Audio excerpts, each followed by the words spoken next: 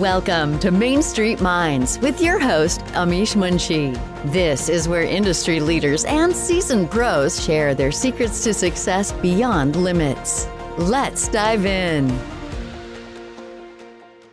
Hi, welcome to Main Street Minds. Today we have a very special guest, Dr. Rajesh Krishnan, and we are very privileged to have you on the show today. Thanks for coming on a busy Friday.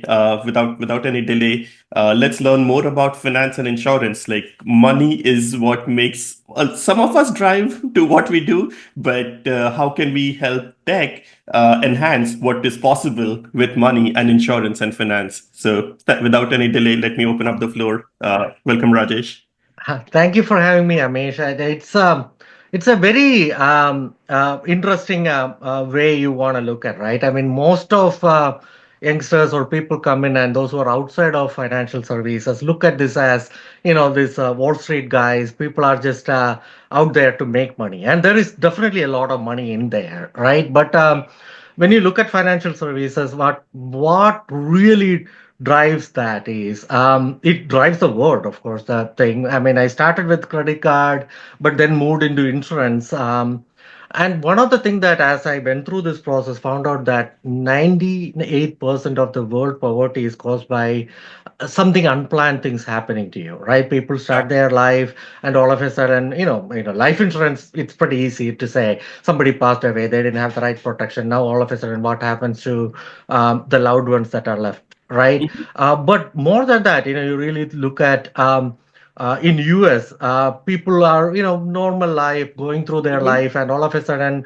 you become sick, and all of a sudden you don't have you don't have like the savings to be able to um, really survive, and most of them a lot of people end up being bankrupt because of that. And then when you look at the health insurance products, there's so much good in it. The Mhm. problem is that people don't really understand all the different products that are out there. So my journey last 3 years, I've been using the technology, using everything that's happening, the data, the intelligence that's around data, Mhm. to help reach these products, the people that are not really thinking about them. And you really look at it, the needs of everybody in different aspects, different stages in life are Mhm. different, right? So the needs of somebody who's just starting off their career is very Yeah. different than somebody who's closer to retirement. So Yeah. it's really thinking about all of that, helping them through that process, and Mhm. technology and data can definitely help that. Yeah, awesome. So, generally, when we think about insurance companies and finance companies, we just think of like very, very big names, multinational, working in like 50 plus countries and having infinite pool of resources. What is the reality? So I think if you really look at, and I can take one particular group, right? Let's take life insurance. Most people have probably heard the top 20, maybe 30 of those companies. There are Mhm. over 2,000 life insurance carriers, companies in US alone, right? Yeah. So you think about that, and most of them are small mutual companies. And when you hear Mhm. mutual, most people don't understand what is. Mutual is where your policy holders are the owners of the company, right? Mhm. In the sense that they own the company. So these products are built specifically for a specific group, like Farmers Mutual, or there are like, Fireman's Mutual. There are so many other companies that you can think Yeah. that it's specifically, and those companies are really small. And when you look at the big technology firms, they also focus on the big carriers, Yeah. right? Because they have so much money. Even the mutual companies, I'm not saying they don't have money. I mean, they are usually like 100 to 200 million in Yeah. revenue coming in every year, but they don't have that kind of money to invest in big technology investments. So basically what happens is that a lot of those kind of companies don't keep up with the everything that's happening. They don't have the right Mhm. technology solutions available. So for us, those who focus on technology, it's important that we bring these kind of advancement in technology to a lot of these kind of Mhm. companies that are not financially that Yeah.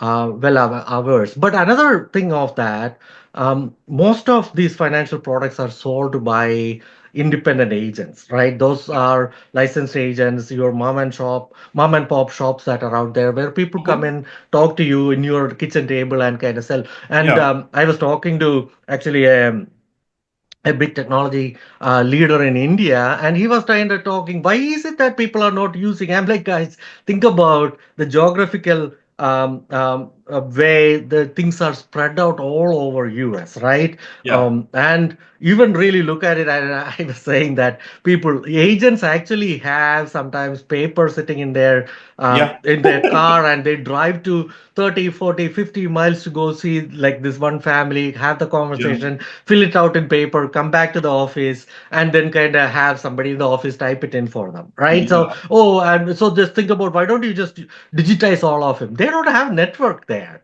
Right, so how do you digitize it? There Yeah. are ways. I'm not saying there are no ways, but that simple solution of putting everything in your form and let them come to your website and fill it in, that don't work that way. Yeah. Another thing is that an insurance product, especially life insurance here in US, it's not a product that government ask you to buy, right? It's not something that's compulsory. So it's a sold product in the sense that I have seen that it takes 20 to 30 touches from a sales agent to the customer before they make a decision to buy it. And other insurance like auto, Yeah. PNC, some of them that are mandated by government, it's a little bit easier selling. And those who kind of have these annual what do you call the renewals, right? Mhm. Those are actually there is so much more technology goes into there because the what do you call that? There is a possibility of making people switch, buy new Mhm. things, and all of that every year. There is much more of a A churn. involvement with the customer. But you take life, for example, you buy Yeah. that product, 30 years, you might not even talk to that carrier again, right? Yeah. So, how do you kind of keep the customers engaged, find Mhm. out what's happening with the customer, and all of those? Those are the kind of things that I think what's happening with the AI data Mhm. helps all of that now. Yeah. Yeah. And and I think there's just so much integration within the tech, right? Like there is a medical record system which has its own set of HIPAA requirements, and part of it we need sometimes. Part of it just like for somebody that's outside the industry, it just feels like black magic. It's like I thought you were not supposed to have access to my medical records, but then they know so much about it. Even when sometimes it's there, sometimes they need my permission, but behind the scenes how much of that business functionality becomes complicated or sophisticated systems within tech? Like how much of any of that impacts you? Like, is there frequent changes in regulations that you have to go back and tweak in the system? It's heavily regulated industry when it Yeah, comes to whether it's health, you are dealing with health data, actual data, and financial data. All of this is yeah, very heavily regulated. And then in addition to that, every state have their own variations to that regulation too, right? yeah. So, you have to kind of know. And you talk about Medicare, Medicaid, some of those kind of products. Mhm. Every county has their own variations, right? So Oh, yeah. it is very interesting to kind of see how different they are, how easily you can kind of work those out. And I was actually talking to another individual about this particular situation Hmm. where the concerns about privacy as well as both sides of it, right? You talk about the privacy, and we don't want the organizations to have access to your data. But think Yeah, about somebody going through, driving, and all yeah, of a sudden, they get into a accident or something, and they go to yeah. a hospital. Isn't it that important to know their medical history to the Yeah, doctor that's looking? yeah. So there is a very important need for people to be able to access your data easily, Hmm. provided there are the right need for it. But Yeah. on the other side of it, there is so much fraud associated with a lot of these products that people utilize, and then people lie about some of that. So you think about life insurance, right?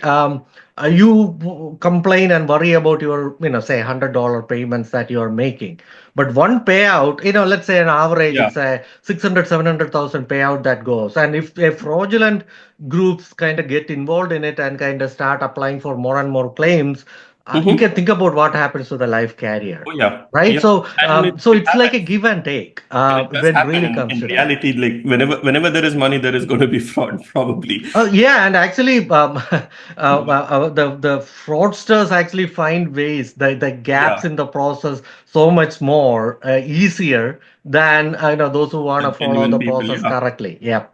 Yeah, absolutely. So, tell me, like, what got you interested in finance and insurance? Like, how did you like, what did you study, and like, did you specialize in this? Like, how did you get to where you are? I did my engineering from India actually, Yeah. and at that point I had no idea that I would be getting into software or digital or any Mm-hmm. of those kind of things, right? And luckily in the late 90s, there was this big boom in and the need for software engineers. So Mm-hmm. there was a lot of campus interviews, and I was able to kind of move into um, um, basically one of the big firms in India kind of hired me. So right from there, I actually moved into.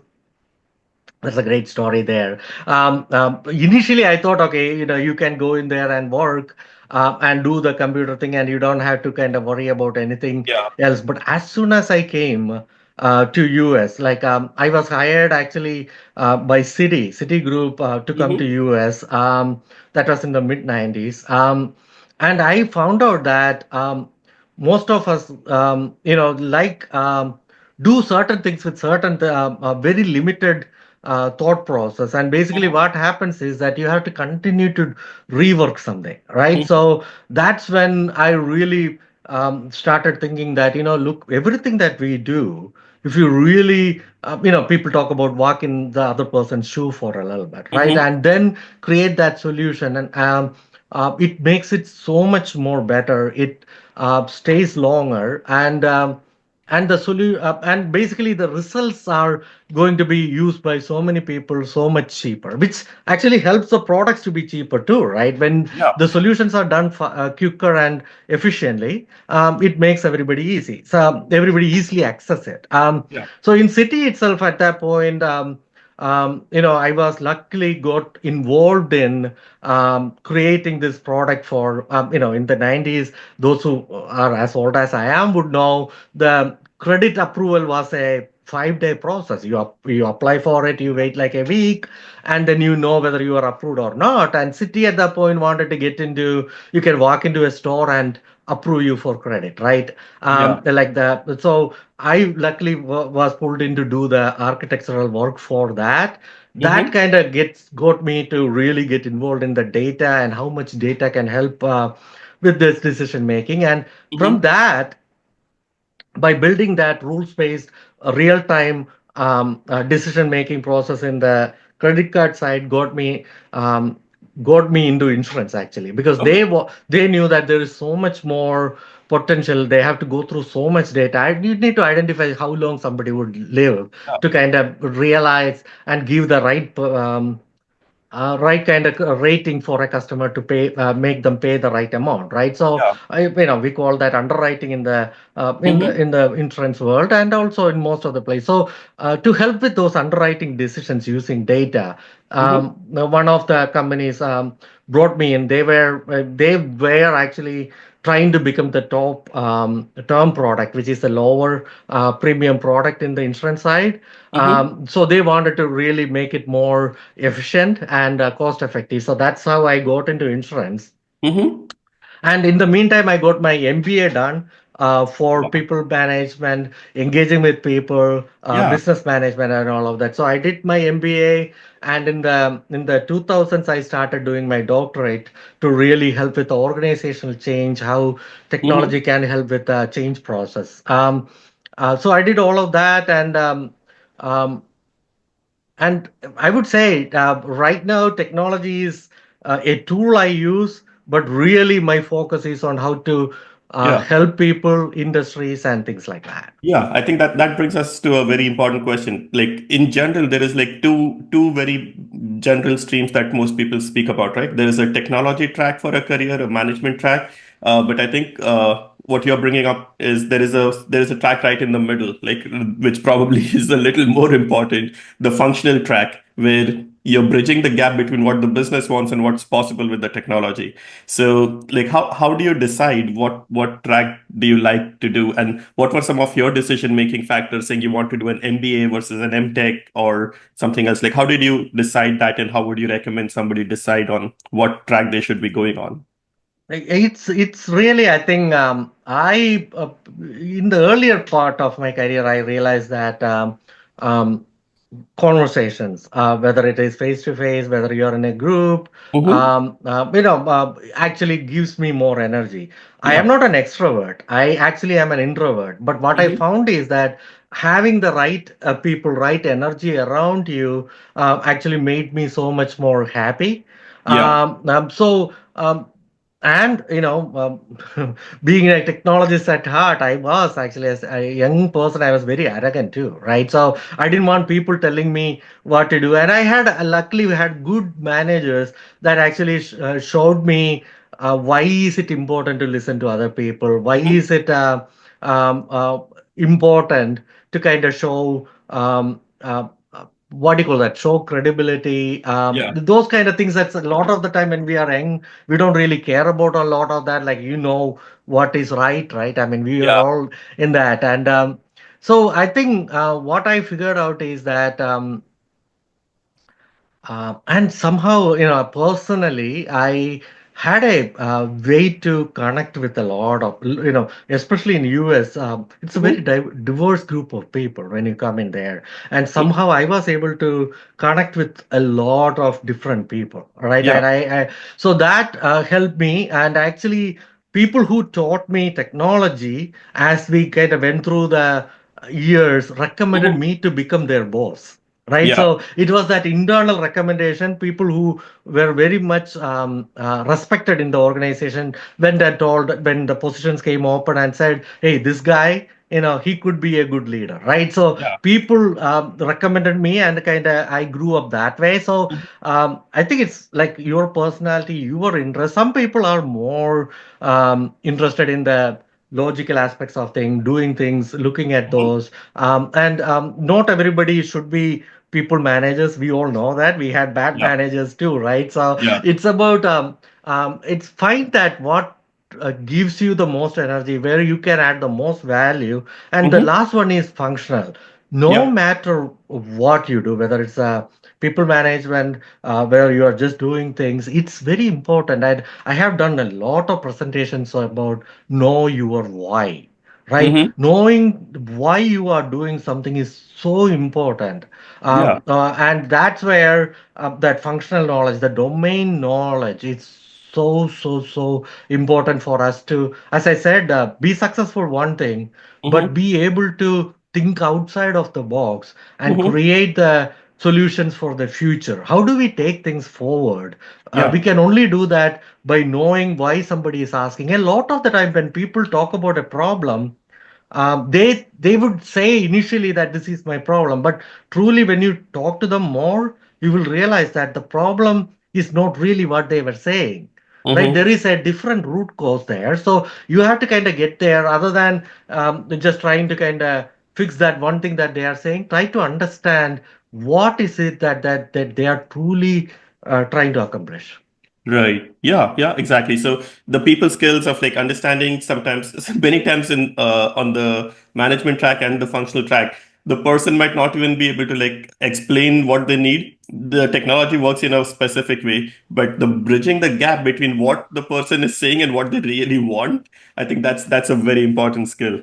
Yeah, and especially with the years, with a lot of that, um, what do you call that? A geographical team, right? With Oh yeah. offshore development, and being able to that communicate, connect those pieces, and say, there are so many jokes about what they ask for and what you Yeah. get after it kind of goes through this process. I mean, and through years that agile. development methodologies came in, and then we found out that agile itself had it's a misnomer the way Yeah. you are saying. So it has gone through so many iterations, but it's all about keeping everybody engaged, communication between who is asking for, who is working, who is testing, all of Mhm. those, right? Everything need to be kind of pulled together, Yeah. and then kind of that loop, that feedback Hmm. loop. And when I did my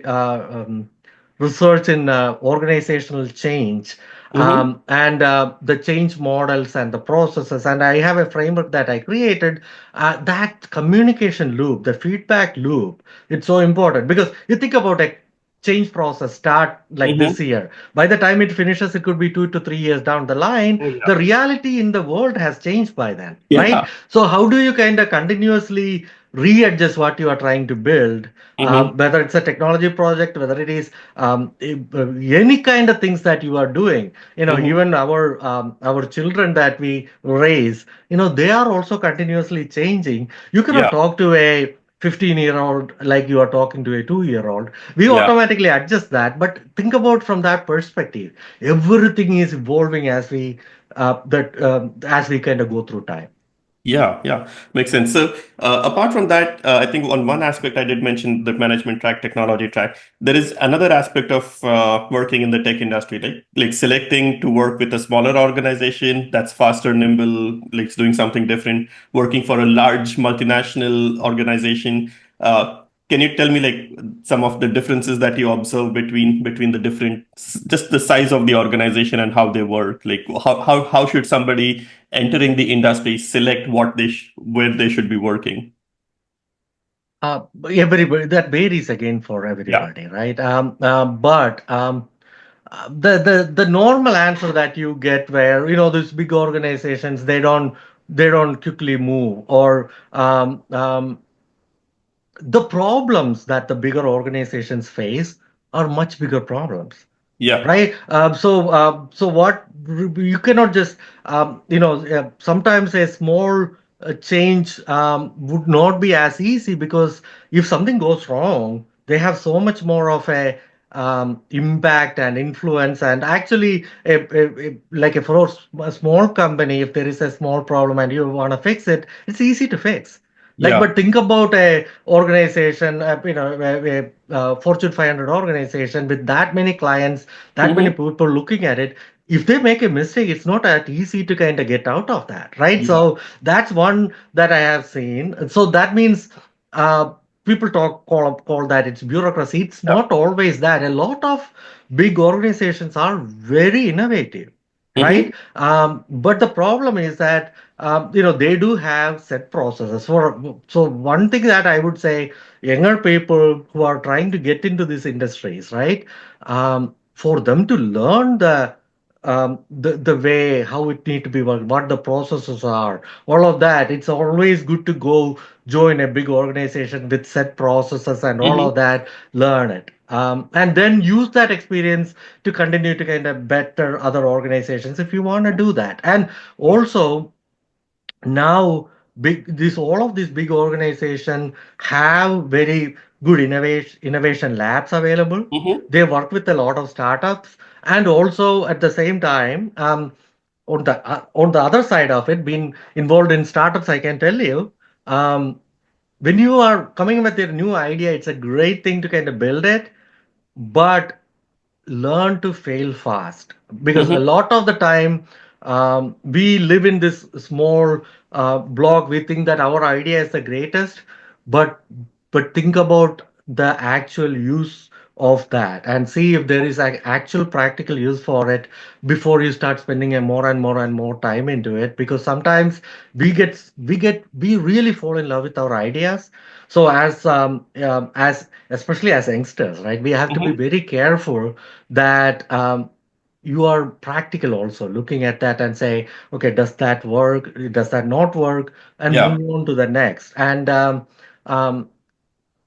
so so I think both has its positives and Sure. negatives. Lucky Yeah. for me, I've got to work on both environments. So Yeah, absolutely. So, tell us a little bit more about right now. Like, what are some of the innovative things that you are seeing in the industry, and what is motivating you, and where do you see in the next 5 to 10 years? Like, where do you see the tech within the finance industry and the insurance industry and the industry itself? Like, what are some of the things happening that are like going to be like so cool that we should be excited about for the next 5 to 10 years?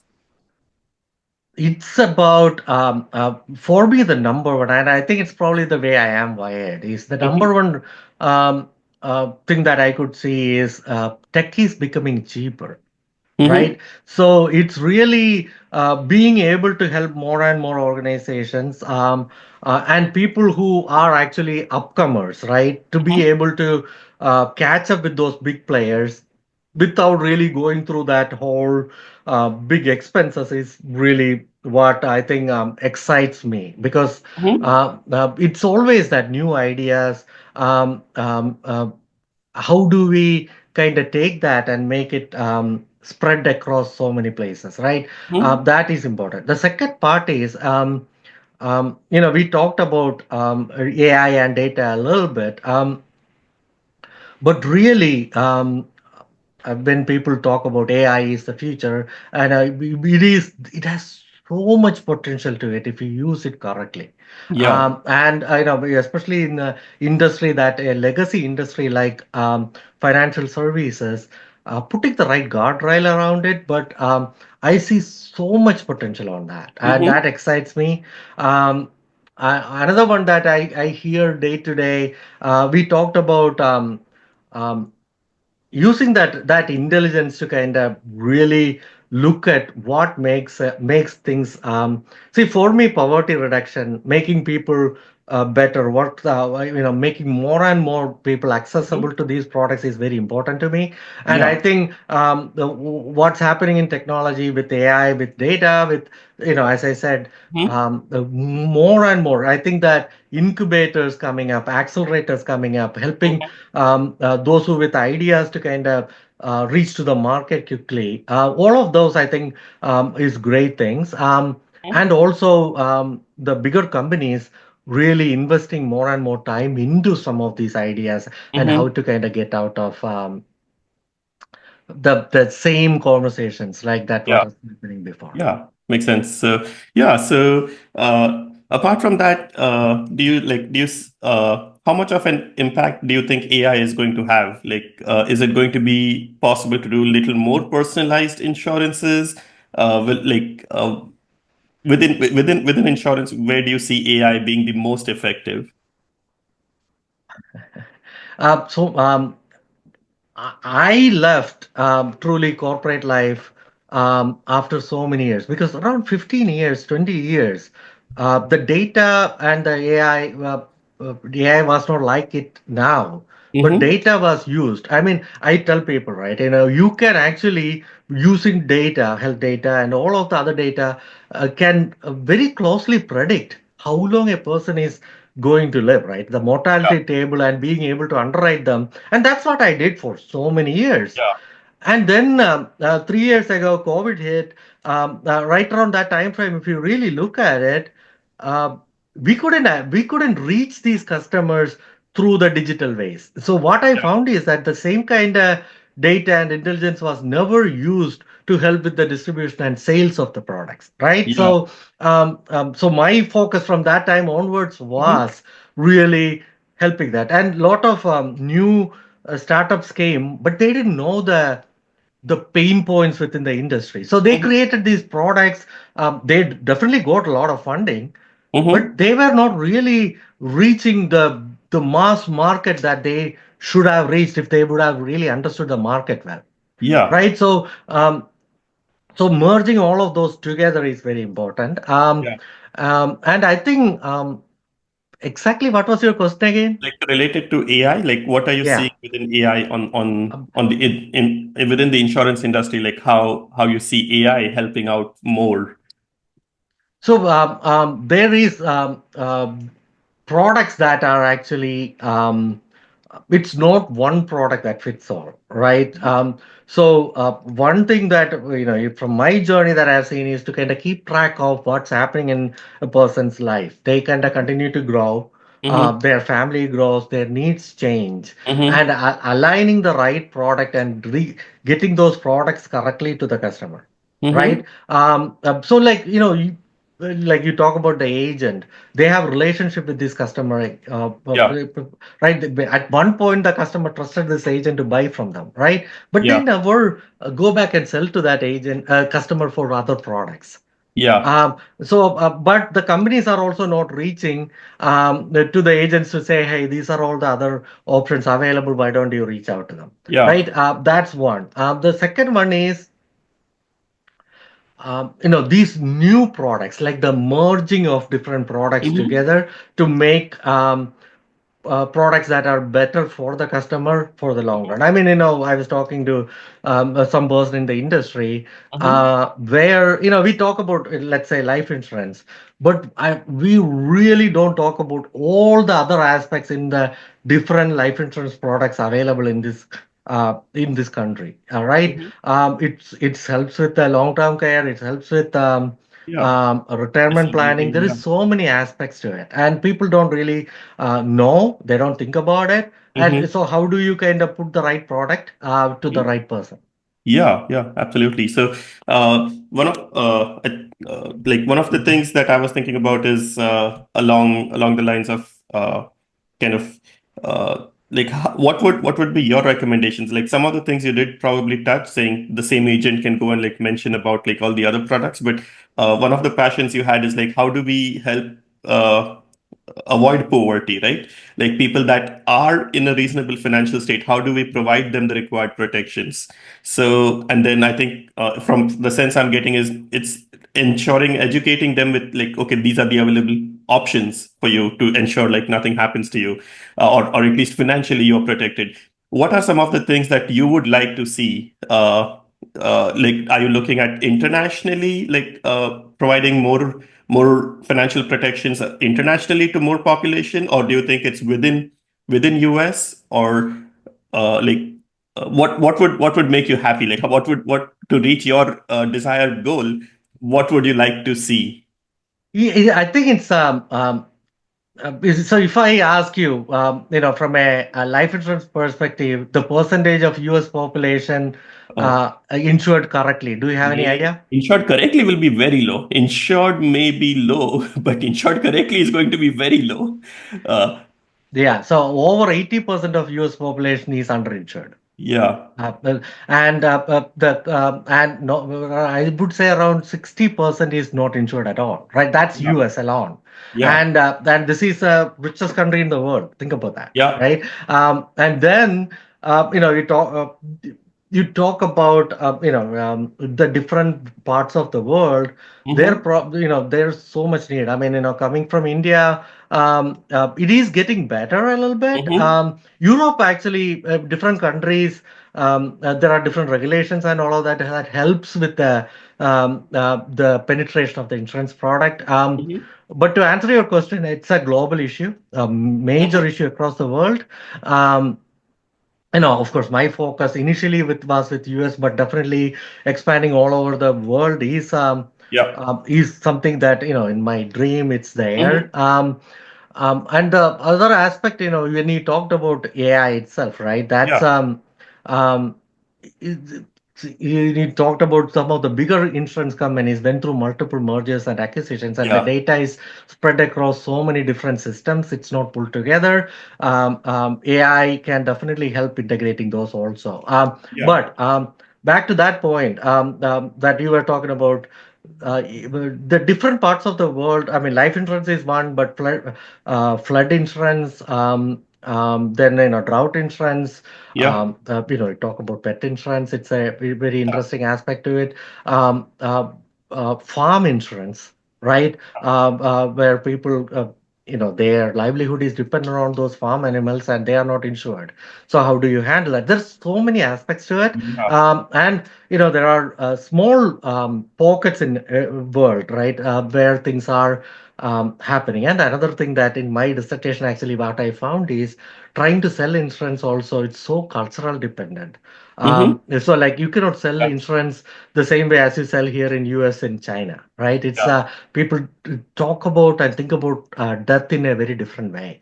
So Yeah. how do you sell it differently? All of those kind of things. I mean, it varies. Language barriers are so the same product cannot be easily taken into every part of the world. I mean, there's language barriers, cultural barriers. Um, um, Definitely the regulatory barriers across the world, Mhm. and so all of that need to be looked at, but it definitely is a need across the world. Yeah, yeah, absolutely. And what do you think? Is it the lack of education or is it the cost of insurance? Like, what do you think is the larger effect, larger issue why more people are not insured, Uh, or both? it definitely is both, right? Yeah, But you think about that, for a young person in US, right, to get a good term insurance product up to 500,000 coverage, it's not even $10 a month, yeah, right? People don't know that. yeah, So that part is not the cost part.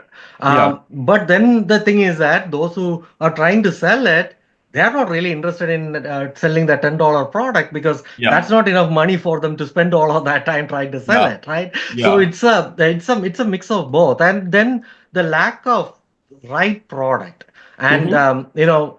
and to be frank, in US, it's the same people that are selling and actually buying. I don't want to kind of Yeah, say it in a public forum like this, but expanding the diversity in the sales group as yeah, well as all of that will help reach more people. So I think all of that need to be looked at, and there are changes happening everywhere. There are specific groups focused on Latin American, mm-hmm. but on the same side of it, regulatory issues, right? You cannot, you have issues building and selling to specific set of people because of discriminatory concerns and all of that. So Mm-hmm. you have to look at that, because I think there were major lawsuits in this country where minority people were sold products much higher price than. Yeah, So you have to be careful. You want to do it.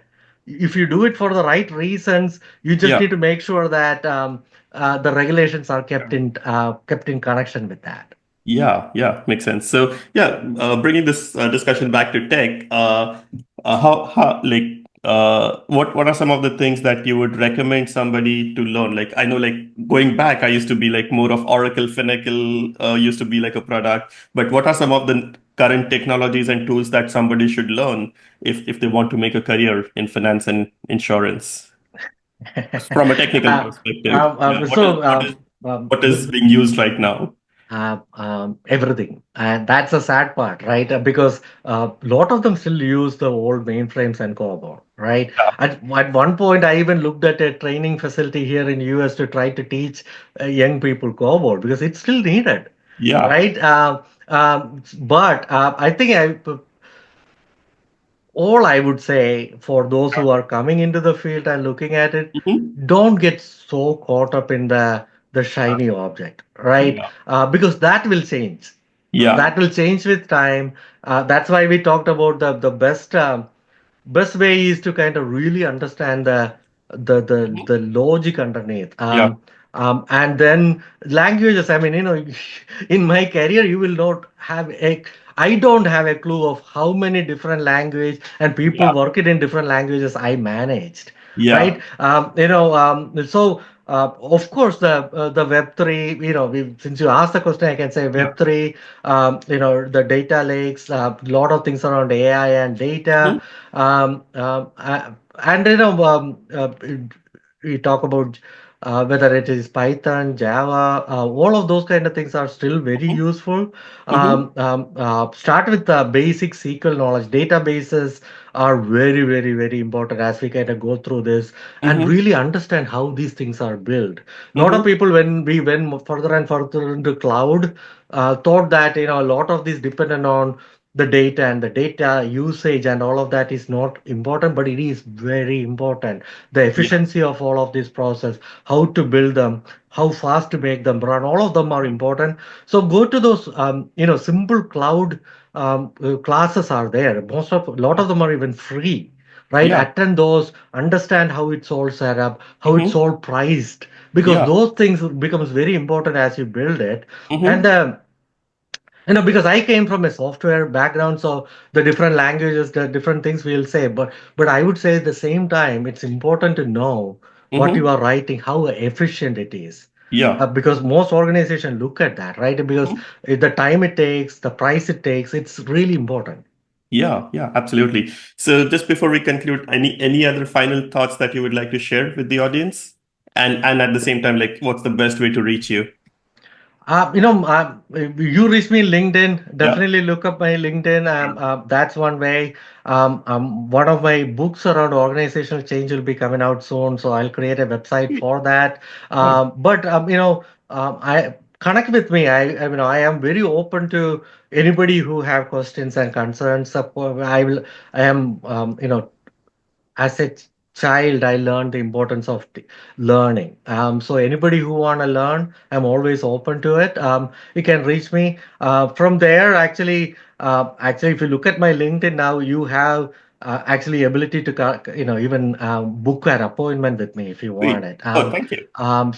Those things are there. And I'll continue to kind of build that. I will announce more of these things as it comes.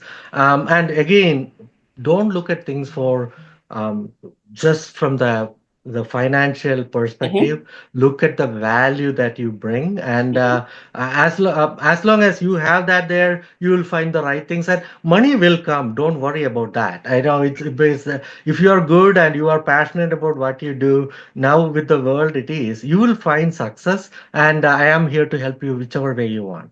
Thanks. Thanks for being open and welcoming everyone who might want to reach out and like learn a little bit more. So thanks for coming on a busy Friday. I really appreciate that taking time off during working hours to help the audience, and helping us with our channel as well with Main Street Minds. So thanks Yeah, Rajesh. thanks, Amish, and I know you are also a great role model for people to follow. So I recommend everybody to do that also. Yeah, thanks a lot. Thank you so much, Amish. Thanks. That's a wrap on today's episode of Main Street Minds. Want to share your journey with our audience? Head over to mainstreetmindspodcast.com/guest to apply.